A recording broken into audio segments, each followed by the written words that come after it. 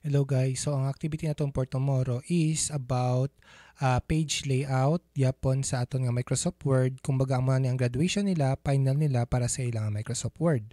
So ano ang mga key factors dire nga activity? Number 1 is ang pag-encode properly using, hindi man siya encode nga properly hand typing, kundi sila mismo ang mag-encode. And then gamitan nyo lang siya sa instructions such as kini dapat anay mag-umpisa gini siya sa iti-encode anay nila isa-isahon ana tapos enter ana. Pagkatapos nila encode, dapat ma-configure nila ang pag-change sang font style or font theme, and then font theme, font style, bold, mga italic, depende sa design nga makuha ninyo or decided ninyo as instructors. Tapos pag-change ang font style, and then yung mga font size adjustments nga buhaton for tomorrow. For example, kini ang akong setup nga gibuhat, so naani siya dira sa mga templates nato, sundon nyo lang. And then kining pagbuhat og border. So paano ba ni siya ginabuhat ang border? So diri lang ta sa page layout, and then borders, and then select ta diri sa aton nga design nga border nga gusto ninyo, and then diri ta sa aton nga width kung unsa ang gusto nyo nga kadakuon sang borders. So daghan siya diri sa mga styles and so on and so forth. So kana siya guys kung ang gusto nyo is ingana nga sizes and designs sang aton nga borders. So pwede nga muni nga mga style and so on and so forth. Next, magbutang sang picture. So usually sila mangita sini sang seal sa internet.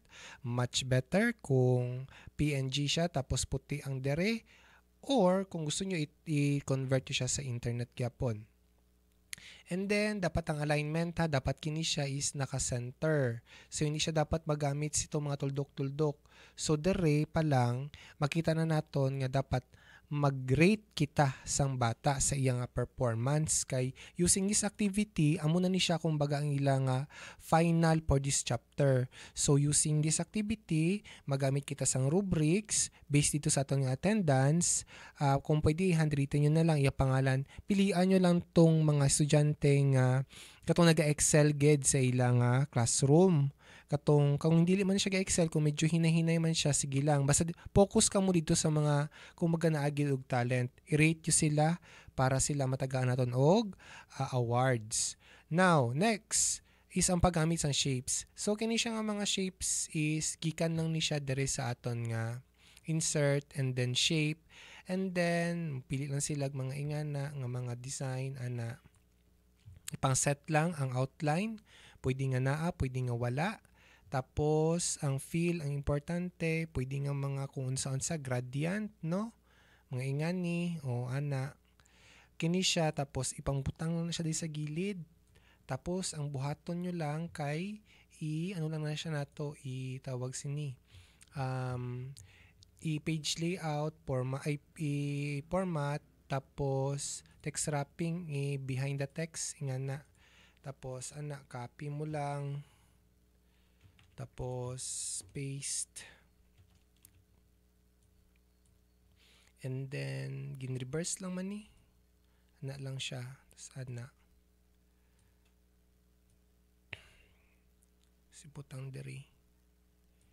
Depende na siya sa inyo. Same lang gyapon ang gibuhat ko dere. Dere lang is mapangsyonan ninyo ang bata kung papaano magamit sang shapes, mag-insert sang shapes, tapos wag butang og mga borders, ingana, kag dere sa fill, tapos gamiton kini, ano purpose sini, ano purpose na, kay para tudloan ang bata kung papaano maggamit sang orientation, mga transformations. So, amo niya ang magiging focus sa activity naton tomorrow. Magbuhat sila sa certificate nila nga award para sa ilang kaugalingon.